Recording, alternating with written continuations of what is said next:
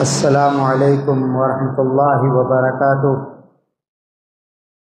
الحمد للہ رب العالمین، والصلاة والسلام علی محمد وعلی آلہ وصحبہ وسلم تسلیما کثیرا، وبعد۔ محترم بزرگوں، عزیز بھائیوں، گزشتہ درس میں آپ لوگوں کو یہ بات بتلائی گئی تھی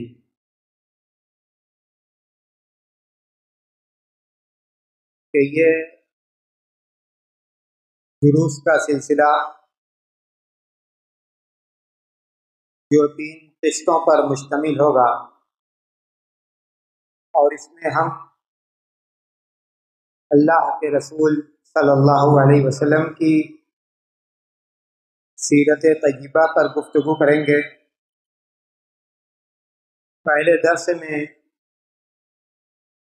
آپ لوگوں کو اللہ کے رسول صلی اللہ علیہ وسلم پر نازل ہونے والی پہلی وحی کا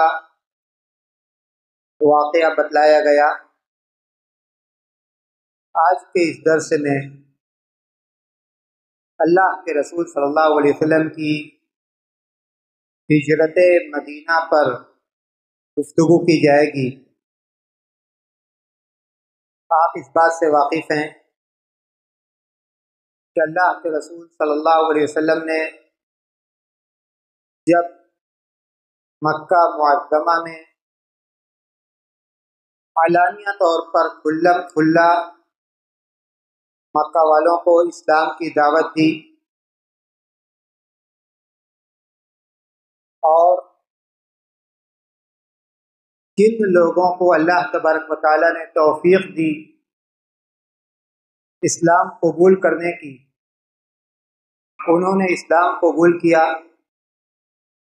تو مکہ کے مشرکین نے ان پر ظلم و ستم کے پہاڑ توڑے، طرح طرح سے ستایا، تکلیفیں دی، یہاں تک کہ اللہ کے رسول صلی اللہ علیہ وسلم کی اجازت سے بعض مسلمان حبشہ ہجرت کرنے پر مجبور ہوئے۔ اس کے بعد بھی ظلم و ستم کا یہ سلسلہ چلتا رہا۔ اسلام کی کرن، اسلام کی روشنی مدینہ منورہ تک پہنچی۔ مدینہ والے مکہ آئے، اللہ کے رسول صلی اللہ علیہ وسلم کے ہاتھ پر انہوں نے اسلام قبول کرنے کے بعد بیعت کی، اور آپ کو مدینہ والوں نے مدینہ آنے کی دعوت دی۔ صحابہ کرام رفتہ رفتہ مدینہ ہجرت کر رہے تھے۔ ہجرت کا یہ عمل کتنا مشکل عمل ہے، میں نے آپ لوگوں کو یہ بات بتلائی تھی کہ ہم اللہ کے رسول صلی اللہ علیہ وسلم کی سیرت پر اس لیے گفتگو کر رہے ہیں تاکہ ہمیں یہ احساس ہو کہ اللہ کے رسول صلی اللہ علیہ وسلم نے اور صحابہ کرام نے اسلام کی خاطر کتنی تکلیفوں کو برداشت کیا۔ ہجرت کرنے کے لیے اگر ہم اس کی تفصیل میں جائیں تو ہجرت کرنے والے صحابہ کرام نے اپنے گھر کو چھوڑا، اپنے کاروبار کو چھوڑا، کسی نے بیوی کو چھوڑا تو کسی نے شوہر کو چھوڑا، تو کسی نے اپنے بیٹوں کو چھوڑا، کسی نے اپنے ماں باپ کو چھوڑا، کسی نے اپنے بھائیوں کو چھوڑا۔ اندازہ لگائیے آج کے اس ماحول میں کہ یہ کتنا مشکل عمل ہے، گھر چھوڑنا، کاروبار چھوڑنا، رشتہ داروں کو چھوڑنا، دین کی حفاظت کے لیے نئی جگہ پر جانا، نئے لوگوں کے درمیان جانا۔ لیکن اسلام کی خاطر صحابہ کرام نے ہجرت جیسے مشکل عمل کو بھی انجام دیا۔ حضرت ابوبکر صدیق رضی اللہ تعالیٰ عنہ چاہتے تھے کہ وہ بھی ہجرت کر جائیں۔ اللہ کے رسول صلی اللہ علیہ وسلم نے حضرت ابوبکر صدیق کو روکا کہ آپ انتظار کیجئے، تیاری کر رہے تھے۔ حضرت ابوبکر ہجرت کی تیاری کر رہے تھے۔ ہجرت کا سفر، مکہ سے مدینہ کا سفر، مشکل سفر، ہفتہ 10 دن کا سفر اونٹنی کے ذریعے سے۔ حضرت ابوبکر صدیق رضی اللہ تعالیٰ عنہ نے اس کے لیے خاص طور سے اپنی 2 اونٹنیوں کو تیار کیا، کھلایا پلایا، ان کو صحت مند بنایا تاکہ وہ مکہ سے مدینہ تک خیریت کے ساتھ پہنچ سکیں اور مسافر کو پہنچا سکیں۔ ایک روز دوپہر کے وقت اللہ کے رسول صلی اللہ علیہ وسلم اپنے منہ کو رومال سے لپیٹے ہوئے بڑی دوپہریہ کے وقت حضرت ابوبکر صدیق رضی اللہ تعالیٰ عنہ کے گھر آتے ہیں۔ دور سے دیکھا گیا کہ اللہ کے رسول صلی اللہ علیہ وسلم تشریف لا رہے ہیں۔ دیکھنے والے کو تعجب ہوا کہ یہ تو اللہ کے رسول صلی اللہ علیہ وسلم کے آنے کا وقت نہیں ہے۔ اللہ کے رسول صلی اللہ علیہ وسلم عام طور پر حضرت ابوبکر کے گھر یا تو رات کو آتے تھے یا صبح کے وقت آتے تھے۔ بڑی دوپہریہ اللہ کے رسول حضرت ابوبکر صدیق کے گھر آ رہے ہیں۔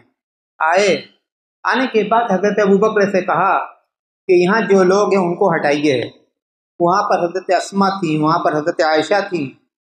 حضرت عائشہ چھوٹی تھیں، کمسن تھیں۔ حضرت ابوبکر صدیق نے کہا کہ اللہ کے رسول یہ آپ کے ہی گھر کے لوگ ہیں، کوئی حرج کی بات نہیں ہے۔ اگر کوئی راز کی بات ہو تو آپ ان کے درمیان بھی، ان کے سامنے بھی کہہ سکتے ہیں، کوئی حرج کی بات نہیں ہے۔ اللہ کے رسول صلی اللہ علیہ وسلم نے کہا مجھ کو ہجرت کی اجازت مل گئی۔ حضرت ابوبکر صدیق نے کہا کہ والصحبۃ یا رسول اللہ، اے اللہ کے رسول میں چاہتا ہوں کہ ہجرت کے اس سفر میں مجھے آپ کا ساتھ مل جائے۔ اللہ کے رسول صلی اللہ علیہ وسلم نے فرمایا کہ ہاں آپ میرے ساتھ رہیں گے۔ حضرت عائشہ کہتی ہیں کہ اتنا سننا تھا کہ حضرت ابوبکر خوشی کی وجہ سے رو پڑے۔ اللہ کے رسول واپس آئے۔ دوسری طرف مکہ کے مشرکین، ان کو احساس تھا کہ مسلمان دھیرے دھیرے مکہ سے باہر جا رہے ہیں، اللہ کے رسول بھی چلے جائیں گے، محمد بھی چلے جائیں گے، تو یہ ایک بڑی طاقت بن جائے گی، ہمارا پھر ان سے مقابلہ کرنا مشکل ہو جائے گا۔ ان لوگوں نے دارالندوہ کے اندر ایک میٹنگ کی کہ کیا کیا جائے، جو صورتحال ہے اس صورتحال کا سامنا کیسے کیا جائے۔ اتفاق اس بات پر ہوا کہ مکہ کا جتنا بڑا قبیلہ ہے، ہر قبیلہ سے ایک ایک نوجوان کو لیا جائے، یہ لوگ محمد کے گھر کو گھیریں اور رات کو جب وہ اپنے گھر سے حرم مکہ میں عبادت کرنے کے لیے نکلتے ہیں تو یہ سارے لوگ ان پر ٹوٹ پڑیں اور ان کا کام تمام کر دیں۔ اسی مقصد سے، اسی نیت سے اللہ کے رسول صلی اللہ علیہ وسلم کا گھر رات کو گھیرا گیا۔ اللہ تبارک و تعالیٰ نے حضرت جبریل کو بھیجا، حضرت جبریل آئے، اللہ کے رسول صلی اللہ علیہ وسلم کو مکہ والوں کا یہ منصوبہ بتلا دیا کہ ان کا یہ منصوبہ ہے، آپ راتوں رات مکہ سے نکل جائیے۔ اللہ کے رسول صلی اللہ علیہ وسلم آپ حکیم تھے، آپ دانا تھے، آپ مدبر تھے، آپ نے مکہ سے نکلنے کی تدبیر کی، آپ نے منصوبہ بندی کی۔ سب سے پہلے آپ نے حضرت علی رضی اللہ تعالیٰ عنہ سے کہا کہ میرے بستر پر آج کی رات آپ سوئیں گے اور میری چادر اوڑھ کر سوئیں گے۔ ایسا ہی ہوا۔ حضرت علی رضی اللہ تعالیٰ عنہ اللہ کے رسول صلی اللہ علیہ وسلم کے بستر پر ہیں، آپ کی سبز چادر اوڑھے ہوئے۔ اللہ کے رسول صلی اللہ علیہ وسلم کی عادت مبارکہ یہ تھی کہ آپ رات کو جلدی سوتے تھے، پھر آدھی رات کے قریب آپ اٹھتے تھے۔ اللہ کے رسول صلی اللہ علیہ وسلم اٹھے، تقریباً آدھی رات گزر چکی ہے، یہ 11 نوجوان تلوار کو لیے ہوئے، ننگی تلوار کو لیے ہوئے اللہ کے رسول صلی اللہ علیہ وسلم کا گھر گھیرے ہوئے ہیں۔ اللہ کے رسول صلی اللہ علیہ وسلم پورے اطمینان کے ساتھ اپنے گھر سے نکلتے ہیں، اور قرآن کریم کی آیت کریمہ وَجَعَلْنَا مِن بَيْنِ أَيْدِيهِمْ سَدًّا وَمِنْ خَلْفِهِمْ سَدًّا فَأَغْشَيْنَاهُمْ فَهُمْ لَا يُبْصِرُونَ، اللہ کے رسول صلی اللہ علیہ وسلم کے مٹھی میں مٹی ہے۔ یہ 11 نوجوان، دیکھیے اللہ تبارک و تعالیٰ اپنے رسول کی حفاظت کس طرح سے کرتا ہے۔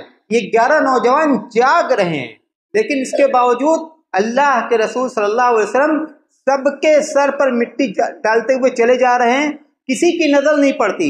اللہ نے ان کی نظر کو روک دیا، اللہ نے ان کی نظر کو روک دیا، اور اسی بات کو اس آیت کریمہ میں اللہ تبارک و تعالیٰ نے فرمایا کہ وَجَعَلْنَا مِن بَيْنِ أَيْدِيهِمْ سَدًّا وَمِنْ خَلْفِهِمْ سَدًّا، آگے سے بھی آڑ ہے، پیچھے سے بھی آڑ ہے، فَأَغْشَيْنَاهُمْ، ہم نے ان کی نگاہ پر پردہ ڈال دیا، فَهُمْ لَا يُبْصِرُونَ، وہ دیکھ نہیں رہے ہیں۔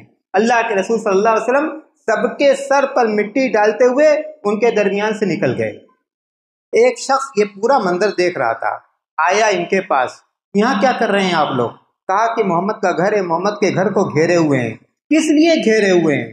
اس لیے گھیرے ہوئے ہیں کہ وہ نکلیں گے، ہم لوگ مل کر ان پر حملہ کر دیں گے۔ کہا کہ کمال ہے، محمد تو ابھی آپ کے درمیان سے نکلے، اپنے سروں کو دیکھو، تمہارے سروں پر مٹی ڈالتے ہوئے نکلے۔ سر پر ان لوگوں نے ہاتھ رکھا، سب کے سر پر مٹی ہے، لیکن اس کے بعد بھی یقین نہیں آ رہا ہے۔ گھر میں گئے، جھانک کر دیکھا، حضرت علی رضی اللہ تعالیٰ عنہ اللہ کے رسول صلی اللہ علیہ وسلم کے بستر پر تھے۔ اللہ کے رسول صلی اللہ علیہ وسلم کی چادر اوڑھے ہوئے، ان لوگوں نے سمجھا کہ اللہ کے رسول سو رہے ہیں۔ کہا کہ نہیں، محمد تو اندر ہے، محمد تو اندر سو رہے ہیں۔ اسی طرح ان لوگوں نے پوری رات اللہ کے رسول صلی اللہ علیہ وسلم کے گھر کو گھیر کر گزاری۔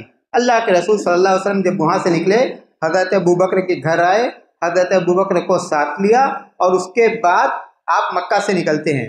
اللہ کے رسول کی تدبیر دیکھیے، مشرکین جانتے تھے کہ محمد مکہ سے نکلیں گے سیدھے مدینہ پہنچیں گے۔ اللہ کے رسول صلی اللہ علیہ وسلم نے مکہ سے مدینہ جانے والا جو راستہ ہے، آپ نے اس راستہ کو اختیار نہیں کیا، راستہ بدل دیا، یمن کے راستے پر گئے۔ تھوڑی دور آگے جا کر مکہ کا دوسرا پہاڑ، گزشتہ درس میں حرا پہاڑ کا ذکر آیا تھا، یہ پہاڑ سور پہاڑ ہے، یہ پہاڑ سور پہاڑ ہے، بہت اونچا پہاڑ، بہت مشکل راستہ، چڑھنا بھی مشکل۔ اللہ کے رسول صلی اللہ علیہ وسلم، حضرت ابوبکر صدیق دونوں اس پہاڑ پر چڑھتے ہیں۔ سیرت نگال دیکھتے ہیں کہ اللہ کے رسول صلی اللہ علیہ وسلم کے پیر میں، اللہ کے رسول صلی اللہ علیہ وسلم کے قدم پہاڑ پر چڑھنے کی وجہ سے زخمی ہو گئے۔ حضرت ابوبکر صدیق نے اللہ کے رسول صلی اللہ علیہ وسلم کو اپنے کندھے پر بیٹھایا، کندھے پر بیٹھا کر آپ کو حضرت ابوبکر صدیق نے اس پہاڑ پر چڑھایا۔ سور کے غار میں پہنچے، غار میں پہنچنے سے پہلے حضرت ابوبکر صدیق کی محبت دیکھیے، کہتے ہیں اللہ کے رسول ابھی آپ غار میں نہیں جائیں گے، پہلے میں جاؤں گا، غار صاف کروں گا تاکہ کوئی موذی جانور ہے نکل جائے۔ غار میں کچھ سوراخ تھے، حضرت ابوبکر صدیق نے کپڑے سے سوراخ کو بند کیا، اس کے بعد بھی ایک سوراخ باقی بچا۔ حضرت ابوبکر صدیق نے اللہ کے رسول صلی اللہ علیہ وسلم کو غار کے اندر بلایا، اور اس کے بعد جو سوراخ کھلا ہوا تھا اپنے پیر کے ذریعے سے اس سوراخ کے منہ کو بند کیا۔ اللہ کے رسول صلی اللہ علیہ وسلم پہاڑ پر آپ چڑھے تھے، تھکان تھی، آپ آرام فرمانے لگے، آپ سو گئے۔ حضرت ابوبکر صدیق رضی اللہ تعالیٰ عنہ کے دانوں پر سر رکھ کر آپ سوئے۔ اتفاق ایسا کہ جس سوراخ پر حضرت ابوبکر صدیق کا قدم تھا، پیر تھا، اندر سے کسی جانور نے ڈس لیا، لیکن حضرت ابوبکر صدیق کو دیکھیے تکلیف کو برداشت کر رہے ہیں، یہاں تک کہ تکلیف کی شدت کی وجہ سے آنسو ٹپک گیا۔ جب آنسو ٹپکا اللہ کے رسول صلی اللہ علیہ وسلم کے چہرے مبارک پر، آپ کی نیند کھل گئی۔ پوچھا ابوبکر یہ کیا ہے؟ کہا کہ کسی جانور نے ڈس لیا ہے۔ اللہ کے رسول صلی اللہ علیہ وسلم نے اپنا لعاب دہن لگایا اور برکت کی دعا دی، یہاں تک کہ حضرت ابوبکر صدیق رضی اللہ تعالیٰ عنہ کی تکلیف جاتی رہی۔ دوسری طرف مکہ کے یہ مشرکین جب صبح ہوئی اندر گئے تو دیکھا کہ یہاں تو اللہ کے رسول نہیں ہیں، یہ تو علی ہیں۔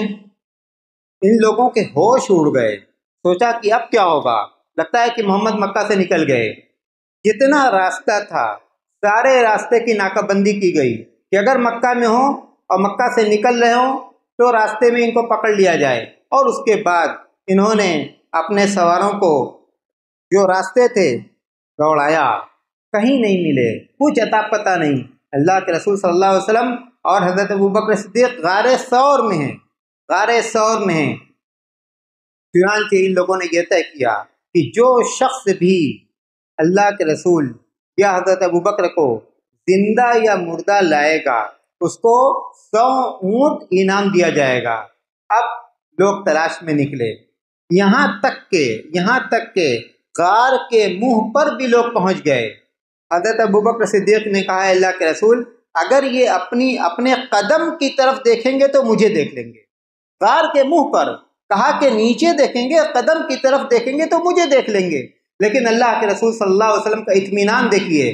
آپ نے کہا کہ جن دونوں لوگوں کے ساتھ اللہ ہو، اللہ کی مدد ہو، اس کو کون نقصان پہنچا سکتا ہے؟ لا تحزن ان اللہ معنا۔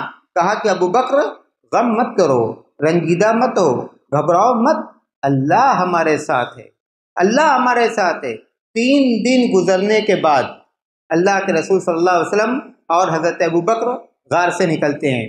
تدبیر دیکھیے، روزانہ رات کو حضرت ابوبکر کے صاحبزادے حضرت عبداللہ رات کو اپنے والد اور اللہ کے رسول صلی اللہ علیہ وسلم کے ساتھ رہتے ہیں، دن میں مکہ والوں کے درمیان رہتے ہیں۔ مکہ والوں کی خبریں، دن میں جتنی خبریں یہ کلیکٹ کرتے ہیں، جمع کرتے ہیں، سنتے ہیں، جو باتیں سنتے ہیں، رات کو جا کر اللہ کے رسول صلی اللہ علیہ وسلم اور حضرت ابوبکر کو بتلاتے ہیں۔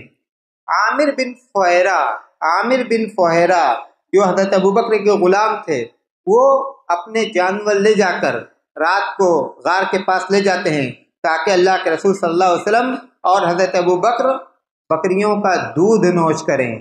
حضرت اسماء بنت ابی بکر حضرت ابوبکر صدیق کی بیٹی یہ کھانا پہنچاتی ہیں۔ اس طرح سے حضرت ابوبکر صدیق رضی اللہ تعالیٰ عنہ کا پورا گھر خدمت انجام دے رہا ہے، خدمت میں لگا ہوا ہے۔ غار سے نکلے، مدینہ کے راستے میں ہیں، جو عام راستہ ہے اس راستے میں نہیں، راستہ بدل کر عبداللہ بن اریقط جو راستہ جاننے والے تھے، ان کو پہلے سے ان کے ساتھ سیٹنگ کی گئی تھی، طے کیا گیا تھا کہ وہ ایک الگ راستے سے ان لوگوں کو، اللہ کے رسول کو، حضرت ابوبکر کو مدینہ لے کے جائیں گے۔ اجرت کے ساتھ ان کے ساتھ اجرت طے کی گئی تھی کہ آپ کو بدلے میں اتنا دیا جائے گا۔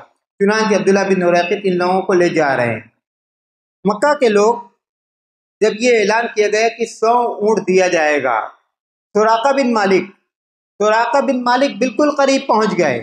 اللہ کے رسول حضرت ابوبکر کو پہچانا، لیکن اللہ تبارک و تعالیٰ دیکھیے کس طرح حفاظت کرتا ہے۔ سراقہ بن مالک کے گھوڑے کا پیر زمین میں دھنس گیا، اس نے یہ سمجھ لیا کہ محمد کو پانا آسان نہیں ہے۔ اس نے اللہ کے رسول سے یہ کہا کہ آپ ہمیں امان دے دیجئے۔ اللہ کے رسول صلی اللہ علیہ وسلم نے اس کے لیے دعا کی، لیکن اللہ کے رسول صلی اللہ علیہ وسلم نے کہا کہ شرط یہ ہے کہ ہمارے بارے میں تم کسی کو کچھ بتلاؤ گے نہیں۔ اس نے اس شرط کو قبول کر لیا۔ دیکھیے کہ جو شخص اللہ کے رسول صلی اللہ علیہ وسلم کو پکڑنے کے لیے آیا تھا، اب وہ خود اللہ کے رسول صلی اللہ علیہ وسلم کا محافظ بن گیا، اور اس طرح اللہ کے رسول صلی اللہ علیہ وسلم نے مکہ سے مدینہ کا سفر کیا۔ راستے میں بہت سارے معجزے بھی پیش آئے، لیکن یہ کہ تفصیل میں جانے کا موقع نہیں۔ تو کہنے کا مقصد یہ ہے کہ جس طرح سے اللہ کے رسول صلی اللہ علیہ وسلم پر وحی کا نازل ہونا سیرت کا سب سے اہم واقعہ ہے، اسی طرح سے مکہ سے مدینہ ہجرت کرنا بھی سیرت طیبہ کا بہت اہم واقعہ ہے۔ یہیں سے اسلام کی تاریخ بدلتی ہے، یہیں سے مسلمانوں کی شاندار تاریخ کا آغاز ہوتا ہے کہ مدینہ اسلام کا دارالسلطنت بنتا ہے، اور اس کے بعد کا جو دور ہے اسلام کا شاندار دور، یہیں سے اس کا آغاز ہوتا ہے۔ تو مسلمانوں کو یہ چاہیے کہ وہ اپنے دین کی تاریخ کو پڑھیں، اپنے رسول صلی اللہ علیہ وسلم کی سیرت کو پڑھیں، تاکہ رسول صلی اللہ علیہ وسلم کی محبت ان کے دلوں میں پیدا ہو، جس دین کو مانتے ہیں اس دین کی محبت ان کے دلوں میں پیدا ہو، اور انہیں یہ احساس ہو، دین کی قدر و قیمت کا احساس ہو، تاکہ وہ صرف نام کے مسلمان نہ رہیں۔ جب ان کو یہ احساس ہوگا کہ یہ دین ہم تک کتنی قربانیوں کے بعد پہنچا ہے، اس کے لیے لوگوں نے کتنی تکلیفیں اٹھائی ہیں، کتنی مشقتیں اٹھائی ہیں، تو یقیناً ان کے دل میں دین کی محبت پیدا ہوگی اور دین پر چلنے کا جوش اور جذبہ اور حوصلہ پیدا ہوگا۔ اللہ تبارک و تعالی ہمیں اپنے رسول صلی اللہ علیہ وسلم اور صحابہ کرام کی سیرت سے درس حاصل کرنے کی، سبق حاصل کرنے کی توفیق عطا کرے۔